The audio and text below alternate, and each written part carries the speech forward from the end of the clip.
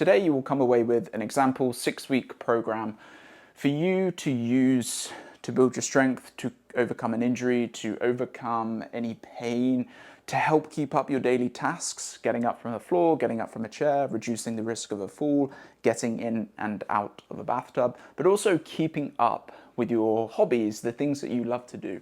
And I've split this into a specific set of movement patterns to add into the program. And these movement patterns are what I've seen over the last 8-9 years when I was in a health club and when I was working with patients in a physio clinic that had the biggest benefit.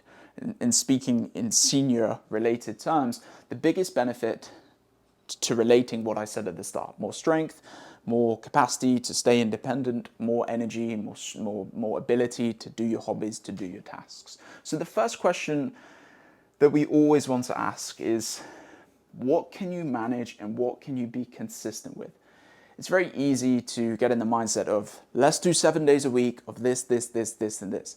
But if your capacity and if your energy and if your availability is at 1 to 2 days a week, we're already getting off on the wrong foot. We're going to burn out, we're going to create more wear and tear, we're going to create more injury because we're not asking the question, what can you manage? And within what you can manage is thinking about, have you had time off? Are you training? Are you exercising for the first time ever? Are you overcoming an injury? Are you just getting through a surgery? Have you got a really big stressor in life right now that can be impacting everything else? So we're asking the question of, where am I at? What can I manage? Because if you can start from that place, meeting yourself where you're at, you're going to be off to the best start possible. So I'm just going to use a random example today. Let's say you've been off for a long time, overcoming an injury. You've had a surgery recently. Let's say you've had a knee replacement and you're thinking, you know what, I really want to get back into it. Where should I begin? So let's say we'll start with 1 to 2 days per week of some focused work. And that will change as your energy, as your capacity, as things become stronger, as your tissues recover, as your knee gets stronger with your body after the replacement. We can always add on. So this is where I come on to the programming part. So now we've taken into account where you're at, your capacity. Now we're going to schedule that in to your program. And now we're looking at the specific set of movements that I found personally to have such a huge impact on everyday functionality. So your goal is to build strength, is to get back on your feet. Cool. Well, how about looking at our schedule? Why don't we include thighs, so quad strength, into a Monday. Let's add walking, because walking is going to be a daily thing for us. And then we're looking at the rest of the week. Let's look at, well, this week, I reckon to complement that, why don't we let's do an upper body one where we're complementing upper and lower. So let's say on a Friday, we are then going to do some sort of press pattern. And once again, we're going to keep up our daily walking. Cool. So we've taken into account where you're at. We've looked at your goal. We've added 2 movements from our list, from our functionality list, and added it to our program. So week 1, Monday, we turn up.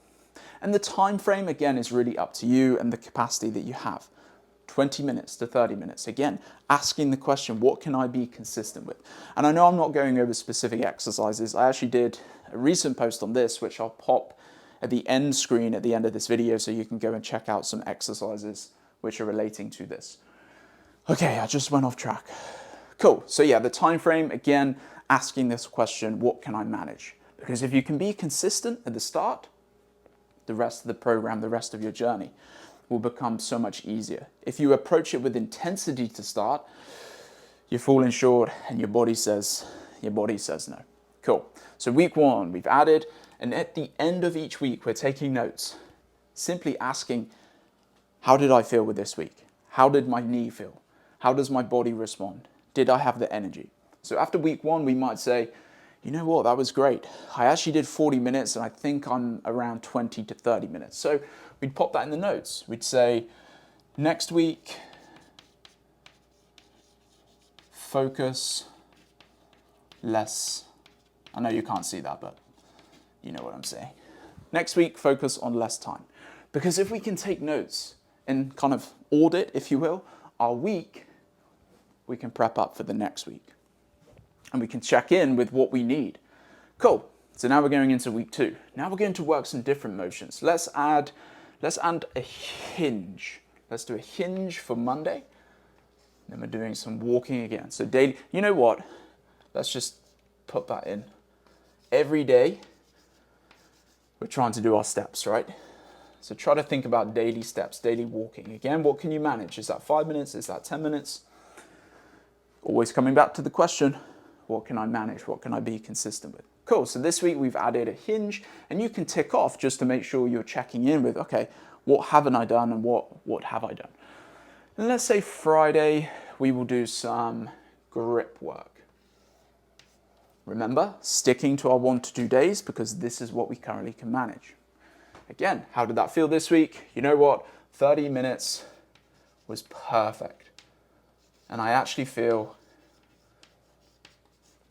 I can do more for next week. Again, at the end of the week, checking in. Cool, love it. So now we're working on to week 3. I hope this is helpful, just giving you something to think about for your own journey. Cool, so now, because after week 2 we said we can do a bit more, let's add another day. So let's add some thigh work again. We go back to Monday, thigh work. Now on Wednesday, how about we add some balance work? And then, oh, that was Thursday, excuse me. Then on Friday, let's do some pulling. Pull, so some sort of pulling motion. Again, relating this to your hobbies, to your tasks. These are the movement patterns I found to have huge benefit carryover to everything that we do. Cool, so now we've added 3 days, and this will be a big week because we're doing much more than the last 2 days or the last 2 weeks. How did that feel? Felt great. Let's do another week at 3. Cool, so we're back to our list. Let's look at, we haven't done any stepping yet. So how about on week 4, we add some stepping. We're doing 3 days again. So let's do some pressing. So press, and then let's do some grip work again on the Friday. And once again, walking every single day. How did that go? Felt great. I think I can do more. So by week 4, as this example, we've grown our capacity only because we've been gentle. We've approached it with care. We've approached it with what you can manage. And with that, this is where you can increase your capacity because your body is adapting and it's getting used to the stimulus that you're putting on it. Cool. So with that in mind, now we move to week 5. Let's add 4 days. So let's go back to thighs, daily walking.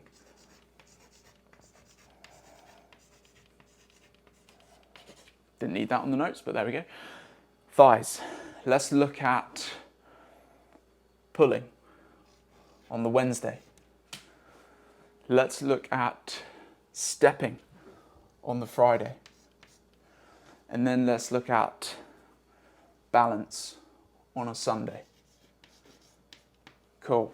And let's say you've stayed with this consistency time of 30 minutes because remember at week 2, you said that was perfect. How did that feel? That felt great, but my body is getting a little tired. Now here's a really important thing to consider. I always found at about week 6 or 7 working with a client, have some rest, take some time off, have what you call a deload week. So instead of having a real schedule of what you're going to focus on, this week can be left to a bit more spontaneity, a bit more miscellaneous stuff. I think keeping in with your daily walking, that should just be a non-negotiable.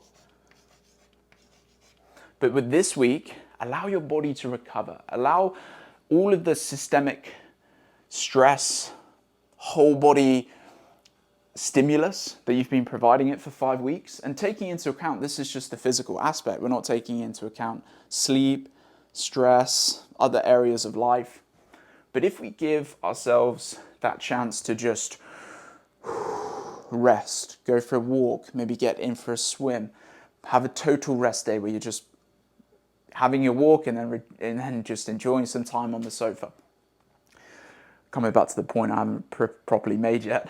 If we take a week of just relaxing and taking an active rest period, you have just reduced your systemic load, your stress. So your body has a chance to repair, to recover, to regenerate, to rejuvenate, to build new tissue, to build new muscle. And then by week 7, we can come back in. But this is a great way, about every 6 to 7 weeks, 8 weeks maybe as well, to have a deload week, to have a week where you're just not too much scheduling. How do I feel? What do I want to do? Maybe this week I want to do some tennis with my friends for a couple of days. Cool, great. We're reducing that overall load on the body so the body can essentially come back stronger. Because if we're always on, week by week, your body doesn't have a chance to breathe and catch up. So by week 6, 7, or 8, have a week where you just take it easier. So how does this sound? There's 2 things just to finish on, and these 2 here. Always ask the question of, am I having fun? So am I programming fun things? Am I doing hobbies that I like? Am I doing movements that I like? Am I doing activities that I enjoy with people that I love to hang out around with? There's a great quote. The person who is the best climber, this was asked to an interview once to a famous climber, and he said the person who is the best climber is the one who is having the most fun. To be consistent, to really dig into a program and into things, you've got to enjoy it, right? You've got to have some level of fun within that for you wanting to turn up every single week, every single day. So just make sure you're having fun, whatever program you are doing. And then always coming back to the question, what do you need? I've given recommendations of what I've seen over the years, but ask yourself, what is my goal? Do I want to really, maybe I want to do some arm work. Maybe I want to do a little bit more climbing. Maybe I want to get a really big deadlift at the gym, whatever your goal is. But always bringing it back to the question of, am I doing this for me? Because when it's for you, there's more emotion there because you have more of an emotional attachment to the goal ahead. Therefore, you're likely to be consistent rather than what someone tells you what to do, or, hey, you need to be doing these, and these. Well, actually, you know what? What do I want from this? So how does that sound? Again, this is just an example. I didn't show the moves today, but at the end of this video, I will pop that video that I've previously done. You could have a look at that. But I hope that helps. Thanks very much for your time. Hope that gives you a good idea, especially the week 6, 7 part of having a full deload rest week. That's a really important point. As always, thanks for your time. The video I mentioned will be here. And if you could subscribe to the channel as well, we'd really appreciate it. I'm trying to get really consistent on YouTube.